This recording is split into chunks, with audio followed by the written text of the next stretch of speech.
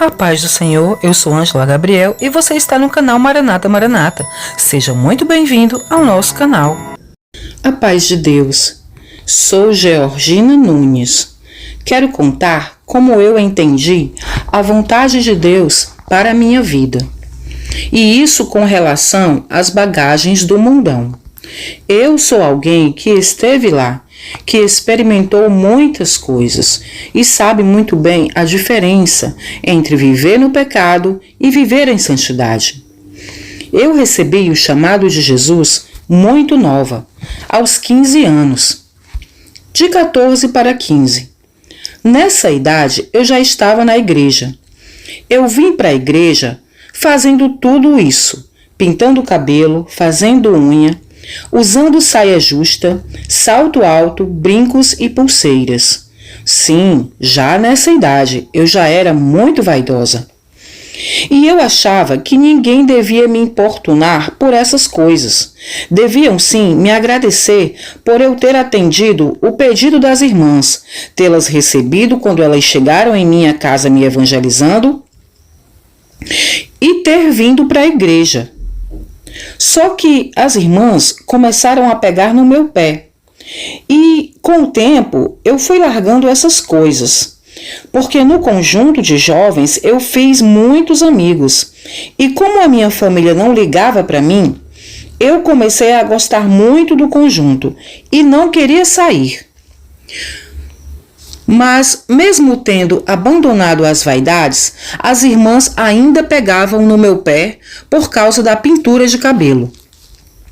E isso era algo que eu não conseguia largar. Eu amava ser loira, não me via de outra forma.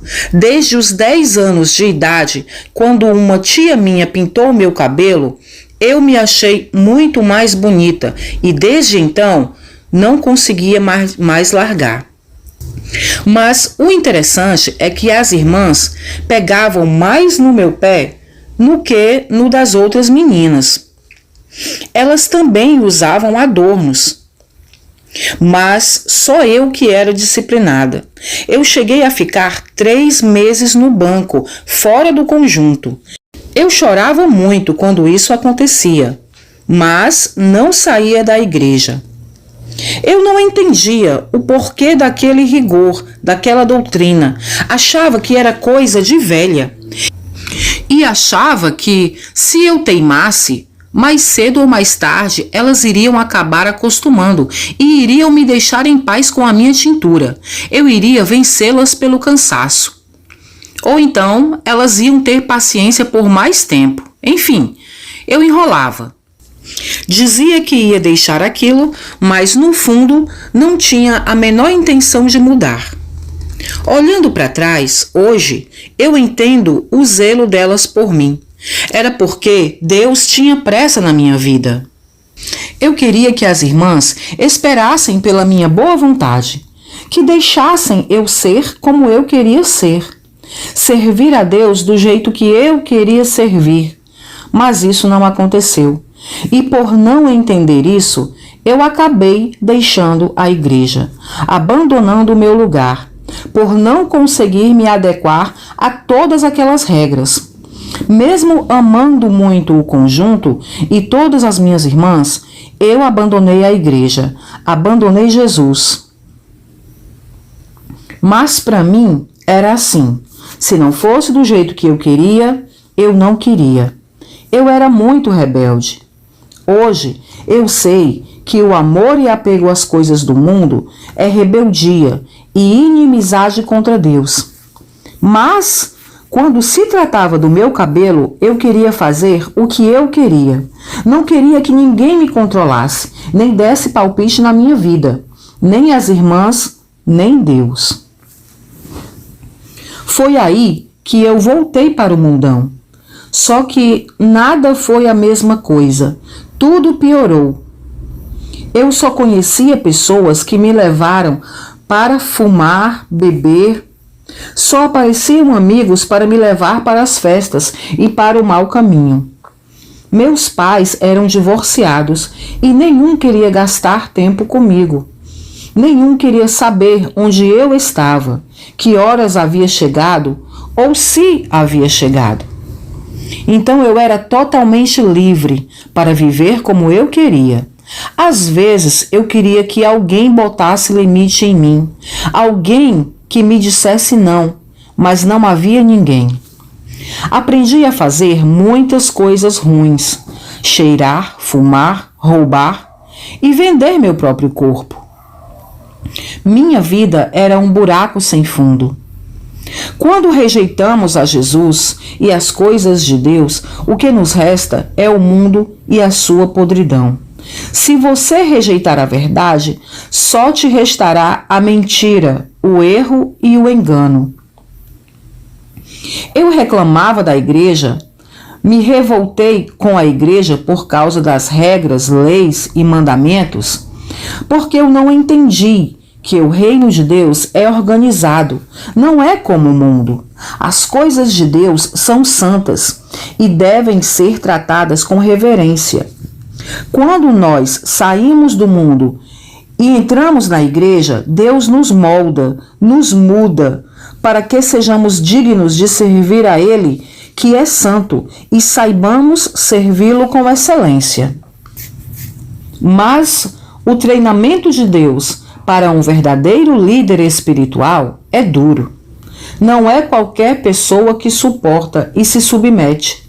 Não é qualquer pessoa que está disposta a renunciar, a pagar o preço. As pessoas dizem que a salvação é de graça, mas não é. Até a salvação custou um preço. Foi de graça para você, mas custou um preço. Alguém pagou o preço e foi Jesus. E o preço foi o derramamento do seu próprio sangue. Liderança, poder e autoridade no mundo espiritual tem um preço também. Mas eu estava no mundo, longe de Deus, achando que Deus é muito exigente e o mundo sugando tudo que eu tinha, todas as minhas forças e energias. E como eu era livre, pintava meu cabelo do jeito que eu queria, de vermelho, de azul, de laranja, até corte moicano eu fiz. E quando eu queria cabelo comprido, botava mega hair, ou então tranças coloridas.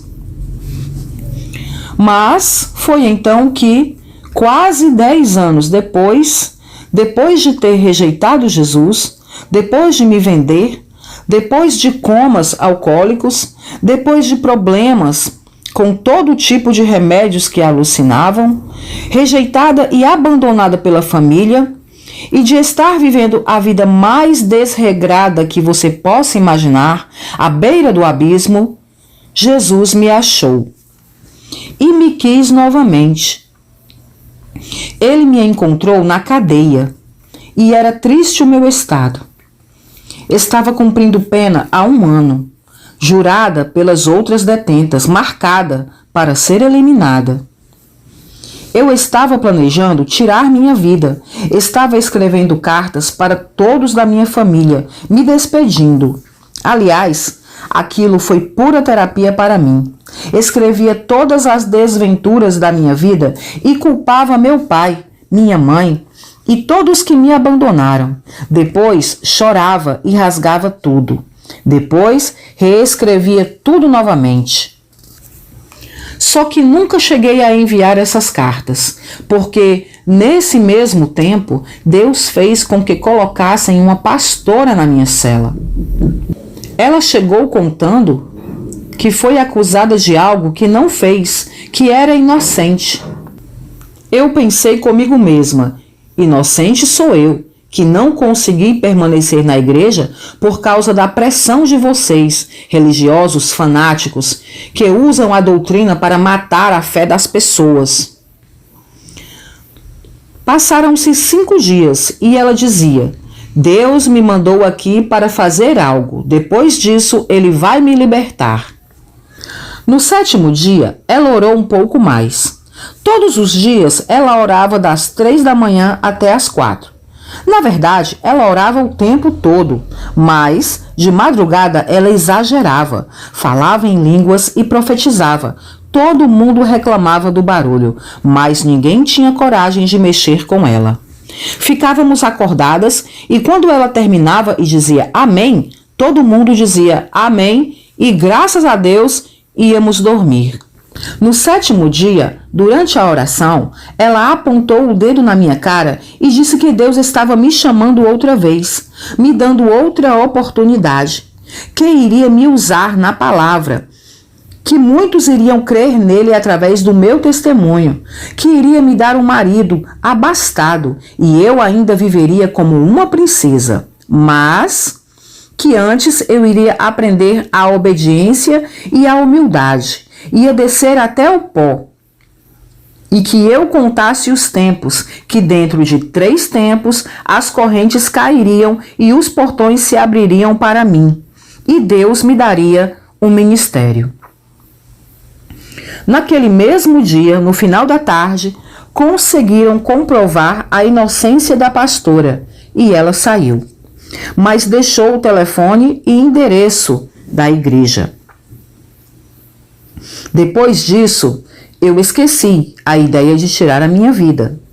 O tempo passou e eu acabei esquecendo aquilo tudo. Depois de 3 anos, contrariando todas as minhas expectativas, eu fui solta. Me mandaram para casa para responder em liberdade. Minha família não me quis de volta. Nenhuma amiga me acolheu. Então, lembrei da pastora. Corri para a igreja dela e fiquei morando lá. Morei por anos lá. De dia eu limpava a igreja e à noite participava dos cultos. E agradecia a Deus por mais aquela oportunidade. Eu dormia nos bancos. Todo dia alguma irmã trazia lanche, almoço ou jantar para mim. Eu estava totalmente dependente de Jesus e da bondade alheia para sobreviver. Eu pensava, bem, até hoje estive por minha conta e eu não soube o que fazer com minha vida. Pelo contrário, quase a perdi, só me dei mal. Então agora vou deixar Deus fazer o que Ele quiser. Nesse processo, eu fui humilhada. Para alguns, eu era a mendiga, a esmoléu, a rejeitada, a desabrigada que vivia na igreja. Sofri humilhação por outros irmãos que não sabiam que era Deus tratando comigo. Muita coisa eu tive que ouvir e sofrer. Porém, não me rebelei, não me revoltei, não voltei para as ruas, para as antigas amizades. Eu dizia, Senhor, se eu tiver que ser humilhada, eu serei. Se tiver que chorar mais, chorarei, mas não vou mais abandonar a tua casa. E eu chorei, irmãs. Só Deus e eu sabemos quantas lágrimas derramei sozinha na presença dele. E dormia sentindo o Senhor me abraçar, me consolar. Mas eu lembrava da profecia e pensava, não vou desperdiçar a chance que Jesus me deu. Só que, às vezes, eu também me desesperava. Pensava em largar tudo, desistir, voltar para o mundão. Nesse tempo também, meu cabelo estava no ombro. Estava azul e verde. À medida que ele crescia, eu pedia uma tesoura à pastora e cortava a parte pintada. Queria me livrar da tintura. Enquanto eu estava nessa peleja, uma profeta durante um culto olhou para mim e disse, ai de ti se voltar atrás, ai de ti se não passar pelo processo, vai descer a sepultura, a cova. Aí o Senhor renovava minhas forças e eu decidia não voltar atrás. Também fiquei sabendo que meu ex havia sido visto sondando a igreja, rondando a igreja, esperando só eu sair para tirar a minha vida. Ele era perigoso e eu devia muito dinheiro a ele. Mas eu não saí da igreja para nada, ficava lá direto. E Deus nunca permitiu que ele entrasse e me fizesse mal. Depois fiquei sabendo que inimigos tiraram a vida dele. Depois de mais 3 anos morando na igreja, aprendendo a humildade, e depois que meu cabelo estava totalmente natural e que terminou o meu processo, Deus trouxe o primo da pastora para visitar a igreja. Ele era viúvo. Nós nos conhecemos e Deus o deu para mim como marido, meu resgatador. Nos casamos no mesmo ano em que nos conhecemos, e como ele era engenheiro, eu saí da igreja para viver como uma princesa. Deus cumpriu uma parte da profecia. Só que eu tive que deixar minha igreja e voltar com ele para outro estado. E chegando lá, não encontrei o ensino da sã doutrina na igreja dele. Cada um fazia como bem lhe parecia. Havia irmãs que seguiam a modéstia e o pudor, mas havia também outro grupo que andava com todo tipo de vaidade. E como para o meu esposo tanto fazia e ele me dava liberdade, eu acabei afrouxando e aos poucos voltei a usar a tintura, só que dessa vez com cores mais discretas, somente para esconder alguns cabelos brancos que já estavam aparecendo. Mesmo assim, voltei a usar. Fiquei assim por um tempo, mas depois que tive nosso segundo filho, Deus passou a chamar a minha atenção. Ele me dizia que iria me entregar um ministério, mas antes falaria comigo cara a cara. Foi através de um profeta que ele me disse isso, e eu temi muito. Alguns meses depois, isso se cumpriu. E foi assim. Foi numa semana em que eu estava há 3 dias em jejum e oração. Eu jejuava até as 3 horas da tarde. Nesse dia, havíamos acabado de lanchar e meu esposo foi deitar um pouco. Eu fiquei à mesa, ainda tomando café, para ler um pouco mais a Bíblia. Me lembro que estava lendo a passagem de Daniel, onde o Senhor revelava para ele os segredos dos sonhos de Nabucodonosor. De repente, eu levantei a cabeça e olhei para a parede, à frente de mim, na cozinha. E de repente, numa visão aberta, eu vi na parede da cozinha, na minha frente, um telão se abrir. E nesse telão, eu me via em cima do púlpito de nossa igreja, diante de mais de 200 pessoas, olhando para mim. Eu ia pregar.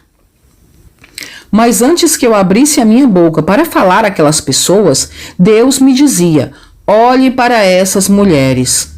E eu olhava, e via o conjunto de senhoras diante de mim. Eram mais de 80 mulheres olhando para mim. Aquelas mulheres me olhavam dos pés à cabeça, e Deus permitia que eu ouvisse os seus pensamentos, o que elas pensavam a meu respeito. E uma delas pensava assim: que irmã exemplar, como é amada por Deus. É um vaso de honra. Deus realizou muitos milagres na vida dela. Que maravilha! Outra irmã, que conhecia minha vivência com minha família e que eu recebia em minha casa para tomar café, pensava em me pedir conselhos para melhorar seu casamento, porque reconhecia que eu sabia me comportar como uma boa esposa. Outra irmã ficava de longe examinando minhas unhas, comparando com as dela, que eram alongadas artificialmente e vermelhas. Ela ficava envergonhada e escondia as unhas dela embaixo da blusa, quando ela via a simplicidade nas minhas unhas. A minha simplicidade constrangia ela. Outra irmã, a quem eu havia comprado umas peças de roupa, pensava assim: essa é mulher de Deus, honesta, honrada, paga suas dívidas em dia. Mas outra irmã, que era uma das mais enfeitadas, que até silicone havia botado, e eu sabia disso porque ela fazia questão de dizer para todo mundo, ela pensava assim, olhando para mim: essa aí se esforça tanto para ser santa, mas é falsa. Ela pensa que eu não sei que ela esconde os cabelos brancos com tintura para disfarçar a idade. Que mentirosa! É tão vaidosa quanto eu e ainda quer me ensinar alguma coisa. Hipócrita! Quando eu ouvia aquilo, meu coração ficava ferido e eu ficava coberta de vergonha. Fazia menção de correr dali e me esconder, mas quando virava para o lado para tentar sair dali, o próprio Jesus aparecia lá, como uma luz forte. Ele estava diante de mim. Eu só via sua roupa e seus pés. Ele se punha diante de mim, me impedindo de descer do púlpito. E eu só protegia o rosto com as mãos e caía de joelhos diante dele. Ele colocava a mão em minha cabeça e dizia: minha filha, sê tu uma bênção para o meu rebanho. Não seja pedra de tropeço. Ai daquele por quem vem o escândalo. Mas sê coluna, sê cabeça, seja exemplo de virtude para o meu povo. E ele me fazia lembrar de todas as vezes que eu havia sido disciplinada e tinha ficado no banco por essas mesmíssimas coisas. E que ele há muito tempo vinha tratando comigo sobre isso para me fazer largar, insistindo comigo. Desde os 15 anos que isso acontecia. Eu chorava muito pedindo perdão ao meu Salvador e dizia que não sabia que isso o ofendia tanto. A essa altura da visão, meu marido tinha entrado na cozinha e estava me sacudindo para eu voltar a mim. Eu não queria parar de ter a visão. Fiquei chateada com ele. Depois disso, até hoje, nunca mais tive visão de olhos abertos. E depois disso também, abandonei definitivamente a pintura de cabelo e consagrei meu cabelo ao Senhor. Só lavo para limpar, passo creme para pentear. Uma ou duas vezes cortei as pontas, mas antes orei a Deus e ele me disse sim, me deu permissão. Mas depois disso, nunca mais toquei. Hoje eu tenho o ministério de Deus. Não me falta unção e palavra do céu para pregar. Meu cabelo está ficando branco, sim, mas como já disse, não toco. E as jovens que chegam em nossa igreja, eu procuro direcionar no caminho da santidade, porém com paciência e amor, para não magoar e nem ferir ninguém. E entrego ao Senhor, porque o tempo de conversão na vida de cada um é no tempo do Senhor. Eu procuro amar, ensinar e ajudar, mas eu aconselho e insisto: abandone as vaidades e toda a carga com a qual o mundo te sufoca. E é isso que eu quero dizer. Sirva a Deus sem nenhuma reserva, de toda a sua mente, corpo, alma e coração. Deus é fiel. Sê também fiel com o Senhor. Aleluia.